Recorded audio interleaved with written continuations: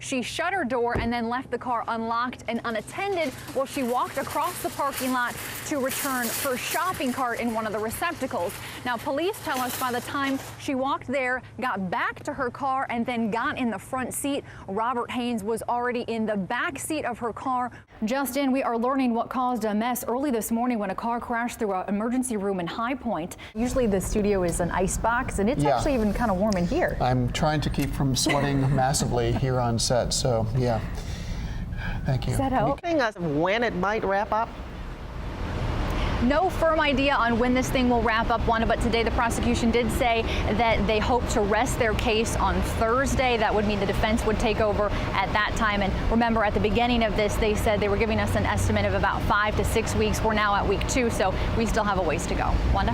If you take a look down here, we saw freezing rain, we saw sleet. You can see it's all building up on the sidewalks and, of course, on the roads out there as well. And I can tell you from driving around Surrey County all day, the roads are covered.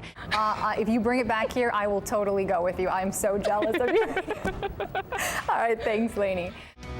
The blizzard is finally over now. The digging out begins. People in the Northeast are shoveling and scraping their way out of several feet of snow. Thank you so much for watching tonight. I'm Erica Miller. It is another cold night for thousands of people in the Northeast following that historic blizzard. It left behind a huge mess. Jay Gray is in Boston tonight with more. At the height of the storm, more than 650,000 homes and businesses were without power. Tonight, about 475,000 people still remain in the dark. Utility crews say it could be days before service is finally fully restored. Well, take a look at this. Apparently, this little girl has had enough of all that snow. This picture was taken by Patrick Joyce in Wilmington, Massachusetts. His 18-month-old daughter crying there, standing in the snow path with her shovel. Well, many kids thought the snow was a lot of fun. She apparently did not. Tonight, a blizzard warning is still in effect for Nova Scotia, Canada, but people there are trying to start cleanup. It's a big mess for plows, snow blowers, and shovels to get through. Thousands of people there also don't have power. Power companies say the blowing snow there is making it very hard to restore. This just coming into our newsroom tonight. A Greensboro man is dead after being shot near South Point Mall in Durham. Durham police say 24-year-old Brian Christopher Keys was found dead in a parking lot around 1 o'clock this afternoon. Police have now just charged 2 18-year-olds and a 19-year-old with his murder. Investigators say Keys knew the teens and was actually shot inside their SUV. New tonight, a silver alert is in effect for a missing Madison woman. Police are looking for 57-year-old Deborah Dean. She's believed to be suffering from dementia or some other cognitive impairment. You see her picture there. Dean was last seen at her home on East Hunter Street this evening. She's believed to be driving a 2007 gold Honda Accord with North Carolina tags YPP 6018. If you have seen Deborah Dean, you need to give Madison Police a call. The number on your screen, 548-6098. Greensboro police are looking for 3 men they say robbed another man in his apartment. It happened just before 8:30 last night on Durham Street. Michael Perry says he was home alone when the men stormed into his apartment. Perry was hit in the face and then held at gunpoint. The men took jewelry, clothing, and a purse and then took off in a white 1990s Cadillac. If you can help, you need to call Crime Stoppers at 373-1000. This man is in police custody in Burlington tonight, accused of making false emergency calls. 37-year-old James Miles of Charlotte is accused of calling 911 from a motel, telling dispatchers a clerk there had been shot. Police say no shooting ever happened. Several other false reports were made throughout the day. Investigators say Miles has done this before.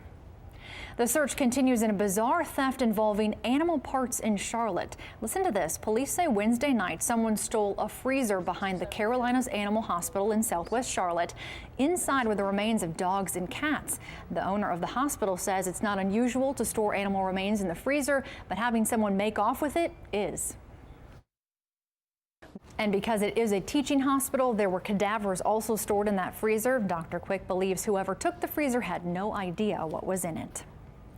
Another day and the search for an accused cop killer continues just outside of Los Angeles. More than 100 officers are still searching the snow-covered San Bernardino Mountains for any sign of ex-police officer Christopher Dorner, that is. It's been 4 days since police say he went on a killing spree in which 3 people were killed. Today, the Los Angeles mayor spoke out asking Dorner to surrender. Turn yourself. LA police just recently said they will reopen investigation into Dorner's firing a few years ago. In a manifesto, Dorner said it was that firing that's behind the killing spree. Thousands of people packed the streets near the state capitol today for the NAACP's historic Thousands on Jones March. A coalition of more than 140 civil rights groups took part today. Members are concerned about the General Assembly's attempt to pass a voter ID bill and a measure cutting jobless benefits to pay off money owed to the federal government. The coalition is also concerned about poverty and education issues. This was the 7th year for the march. President Obama will be in the Tar Heel State today after delivering his State of the Union address. The president will stop in Asheville on Wednesday, then move on to Atlanta.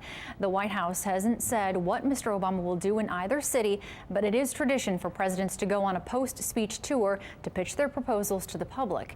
President Obama, you'll remember, lost North Carolina in November's election. A federal safety panel will hold a hearing next week about the sinking of a replica 18th century ship. The HMS Bounty sank 90 miles off Cape Hatteras during Hurricane Sandy last year. The ship's captain and a crew member died. The 14 surviving crew members are expected to testify starting on Tuesday. High Point police say no charges will be filed against a driver who hit a man with his car. 31-year-old Kedrick McBride was crossing the road to see a friend when he was hit. It happened around 4:30 this morning on North Main Street. McBride has minor injuries and is in the hospital tonight. We're told he is stable. Right now, traffic is moving smoothly over the newly constructed outside lanes of Interstate 85 North in Davidson County. Just a few hours ago at 8 o'clock, traffic was shifted to these new lanes near Belmont Road as work on the project was finished. The reopening did cause some nearby ramps to close. They should reopen by 11 a.m. tomorrow. A former NFL player with ties to the Triad gives back to the community, inspiring parents and kids to add some healthy habits back into their lives. A look inside a brand new gym built for families. Plus, a big milestone for a race that challenges the mind, body, and the stomach. The sweet reward that will help sick kids in our state get a little better. We'll be right back. Welcome back. He played in the NFL and is now a coach, but Wake Forest grad Ricky Prohl is still finding time to improve Prolific Park in Greensboro. Today he was at a grand opening ceremony for the new fitness facility there. It was created after parents said they wanted a place to work out with their kids. It features new state-of-the-art equipment and classes will be offered as well for adults. Prolific Park has grown tremendously since opening 5 years ago. And coming up in the Sports Report, Ricky Prohl will talk about his new role as wide receivers coach with the Carolina Panthers. A race that challenges the mind, the body, and the stomach reaches a record milestone. More than 8,000 runners took part in the Krispy Kreme Challenge this morning in Raleigh. Here's how it works. You run 2.5 miles to a Krispy Kreme store. You eat a dozen donuts. Yeah, a dozen donuts. Then you run 2.5 miles back to the start. It's a fundraiser for the North Carolina Children's Hospital. This year's event raised $177,000, bringing the total raised for the hospital to $551,000. All right, another 60. Thanks, Michelle. Thank you so much for watching tonight on WXII 12 News. Don't go away. Your WXII 12 Sports Report is coming up next.